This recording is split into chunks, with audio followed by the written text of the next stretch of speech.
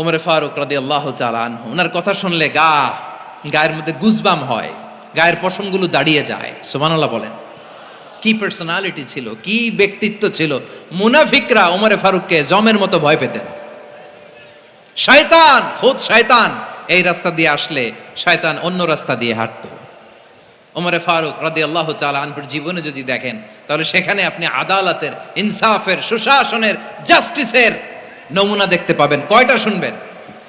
সাইয়েদনা ওমরে ফারুকের রাদিয়াল্লাহু তাআলা আনহুর সন্তান আব্দুর রহমান মিশরে মদ খেয়ে মদ্যপ অবস্থায় ধরা পড়েছে। মদ খাওয়ার কারণে, মদ যদি কেউ পান করে আর যদি প্রমাণিত হয়, তার বিচার হলো 80 বেত। আওয়াজ করে বলেন কয় বেত? বাংলাদেশেও তো এই আইন আছে নাকি? বাংলাদেশে আছে? হ্যাঁ, মদ খাইলে 80 বেত, এই আইন বাংলাদেশে চালু হোক। আমরা চাই কি চাই না? চাই সবাই। এজন্যই তো ইসলাম ভাল লাগে না। ইসলামকে ভাল লাগে না। ইসলামকে আউট করে রাখতে পারলেই তো এরকম বড় বড় বোতল খাওয়া যায়। একেবারে সহজ, পানির মতো সহজ, হিসাব একেবারে সহজ।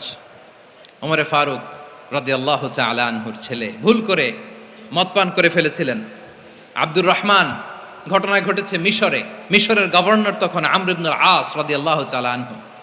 আব্দুর রহমানের ভাই যে গভর্নরকে বলল, গভর্নর যদি একটু দয়া করেন, খলিফার ছেলে আমার ভাই আব্দুর রহমান মদ্যপ অবস্থায় ধরা পড়েছে, জনসম্মুখে যদি আপনি বেত্রাঘাত করেন আমাদের প্রেস্টিজ থাকে না, যদি 80 বেত আপনি মারেন আমার কোনো কথা নাই, কিন্তু ঘরের ভেতরে মারেন। আব্দুর রহমানের ভাইয়ের সুপারিশ শুনে সাইয়েদনা আমর ইবনুল আস রাদিয়াল্লাহু তাআলা আনহু রাজি হয়ে গেলেন। ঘরের ভেতরে লোকচক্ষুর আড়ালে 80 বেত তিনি মানলেন। কিন্তু ঘটনাক্রমে এই কথা লুকিয়ে লুকিয়ে ঘরের ভেতরে 80 বেত মারার কথা সাইয়েদনা ওমরে ফারুক মদিনা থেকে জানতে পারলেন। মদিনা থেকে তিনি ফরমান জারি করলেন, এই বিচার যেমনটি আমর ইবনুল আস আদায় করেছে, এটা প্রকৃতপক্ষে আদায় হয় নাই। আসো সবাই মদিনায় আসো, আমর ইবনুল আস মদিনায় আসো, আব্দুর রহমানও আসো, সবাই আসো, জনসম্মুখে এই বিচার কার্যকর করতে হবে। সাইয়েদনা ওমরে ফারুক মসজিদে নববীর পিলারের মধ্যে নিজের ছেলেকে বাঁধলেন, আবার জনসম্মুখে 80টা বেত তার গায়ের মধ্যে মারলেন। মাজমুয়ে ফাতাওয়া ইবনে তাইমিয়া রাহিমাহুল্লাহ উনি এটা নকল করেছেন। এটা সবচেয়ে বিশুদ্ধ মত। আরো অনেক মত আছে, মারা গেছে কবরের উপর, ওগুলো বাদই দিলাম। কেমন খলিফা ছিলেন, কেমন খলিফা ওমরে ফারুক রাদিয়াল্লাহু তাআলা আনহু। ওই বিচারকে তিনি ধর্তব্য মনে করেন নাই। মদিনাতে এনে আবার জনসম্মুখে আবার 80 বেত মেরেছেন। মিশরে ওমরে ফারুক রাদিয়াল্লাহু তাআলা আনহু আমর ইবনুল আসকে গভর্নর করে পাঠালেন। সেখানে আমর ইবনুল আসের ছেলে একটা প্রতিযোগিতায় রানার আপ হয়েছে। এক মিশরি সেখানে চ্যাম্পিয়ন হয়েছে। রানার আপ বুঝতে পেরেছেন তো? রানার আপ সেকেন্ড হয়েছে, এক মিশরি হয়েছে চ্যাম্পিয়ন প্রথম। কিন্তু গভর্নরের ছেলে ও জিততে পারে নাই। ও রাগে ওই মিশরির গায়ের মধ্যে কয়েকটা লাঠি দিয়ে বাড়ি মেরেছে। মিশরি যে মদিনাতে ওমরে ফারুকের কাছে বিচার দিলেন, আপনার গভর্নরের ছেলে অন্যায়ভাবে আমার গায়ে হাত তুলেছে। সাইয়েদনা ওমরে ফারুক আবার ফরমান জারি করলেন, আসো মদিনাতে আসো। মিশরীকে ডাকলেন।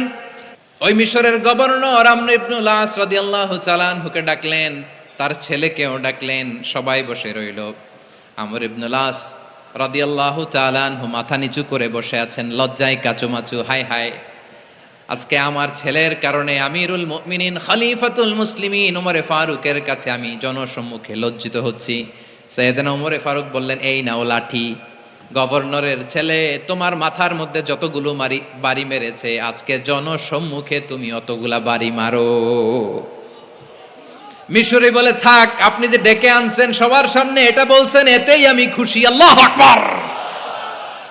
আপনার মহানুভবতা দেখে আমি খুশি, আর অপমানের দরকার নাই। ওমরে ফারুক বলে, না, খবরদার, এই কথা মিশরি তুমি বলো না, মারো, যতগুলা বাড়ি মেরেছে মারো। বাধ্য হয়ে মিশরি আমর ইবনুল আসের সামনে ওনার কলিজার টুকরা সন্তানের মাথার মধ্যে বাড়ি মারতে আরম্ভ করলেন। ঠিক যতগুলা বাড়ি গভর্নরের ছেলে আমর ইবনুল আসের ছেলে মিশরীর গায়ে মেরেছিল, মাথায় মেরেছিল, মিশরী গুনে গুনে ততটা মারলেন। এই দৃশ্য দেখে ওমরে ফারুক রেগে মেগে আগুন, রাগের চোটে রাগ সামলাতে না পেরে আর নিজেকে সামলাতে না পেরে মিশরীরে বললেন, ছেলেরে মারা শেষ হয়ে গেলে এবার বাবার টাক মাথার মধ্যে কয়েকটা বাড়ি মার। রাগের চোটে, আউট অফ অ্যাঙ্গার, রাগের চোটে যে আমার পাঠানো গভর্নর আমর ইবনুল আস তার ছেলেকে কেন আদব তারবিয়া কেন শিক্ষা দিতে পারে না, ছেলেরে মারা হইলে এবার আমর ইবনুল আসের মাথার মধ্যে দুইটা মারো। এটা রাগে বলেছেন, এটা শাস্তি হিসেবে না। সুবহানাল্লাহ পড়ে। তোমরা আমাদেরকে সুশাসন শিখাও, আমাদেরকে সুশাসন শিখাও। বিশ্বনবী বলেন আদল এটা যেন তেন বিষয় না, এটা দিয়েই মানবিক সমাজ গড়তে হবে। আল্লাহ তাআলা কিয়ামতের কঠিন ময়দানে যেদিন স্বামী স্ত্রীকে চিনবে না, স্ত্রী স্বামীকে দেখে পালিয়ে যাবে, বন্ধু বন্ধুরে চিনবে না, পীর সাহেব মুরিদরে চিনবে না, মুরিদ পীর সাহেবরে চিনবে না, দলের কর্মী তার নেতারে চিনবে না, নেতা তার কর্মীরে চিনবে না, বন্ধু বন্ধুরে দেখে পালাবে। এই কঠিন মুহূর্তে সূর্যটা মাথার কাছে চলে আসবে, জমিনটা তামার জমিন হবে, আজকের জমিনের মতো নয়। মানুষ ঘর্মাক্ত ক্লান্ত শ্রান্ত মাথার মগজগুলো কানের ছিদ্র আর নাকের ছিদ্র দিয়ে বেয়ে বেয়ে পড়বে। বিশ্বনবী ফরমান কিয়ামতের ওই কঠিন ময়দানে 7 শ্রেণীর ব্যক্তিকে রব্বুল আলামিন তার আরশের নিচে ছায়া দিবেন। তার মধ্যে প্রথম শ্রেণীর ব্যক্তি হলো ইমামুন আদিল। ইমামুন আদিল, ন্যায়পরায়ণ শাসক, যে ইনসাফের সাথে বিচার করে, যে জাস্টিস সমাজে সার্ভ করে, যে সুশাসন নিশ্চিত করে, ওই ইমামুন আদিল। আদিল শব্দটা বুঝছেন না? ইন্নাল্লাহা ইয়া'মুরু বিল আদল, পাইছেন? আদিল। 7 শ্রেণীর ব্যক্তিকে আল্লাহ তাআলা সুশীতল আরশের নিচে ছায়া দিবেন, যেদিন তার দেয়া ছায়া ছাড়া কোনো ছায়া থাকবে না। এর প্রথম হচ্ছে ইমামুন আদিল, ন্যায়পরায়ণ শাসক। চিল্লায় বলেন সুবহানাল্লাহ। আবার বিশ্বনবী বললেন ইন্নাল মুকসিতিনা ইনদাল্লাহি আলা মানাবিরা মিন নূর আন ইয়ামিনির রহমান। কিয়ামতের দিন যারা ন্যায়পরায়ণ হিসেবে আল্লাহর সামনে দাঁড়াবে, কিয়ামতের দিন রব্বুল আলামিন তার আরশের ডান দিকে ওই ন্যায়পরায়ণ লোকদের জন্য আরশের ডান দিকে একটা নূরের মিম্বারে তাদেরকে বসার সুযোগ করে দিবে। আল্লাহর আরশের ডান দিকে ন্যায়পরায়ণ লোকদের জন্য আল্লাহ তাআলা নূরের মিম্বার বানাবে। 4টে কেন কথা মনে করেছেন? আল আদাল, জাস্টিস। ইন্নাল্লাহা ইয়া'মুরু বিল আদল। আল্লাহ তাআলা এই আদালতের নির্দেশনা দেয়, সুবিচার, সুশাসন। প্রিয় ভাইয়েরা, এটা আমরা বাংলাদেশে চাই কি চাই না?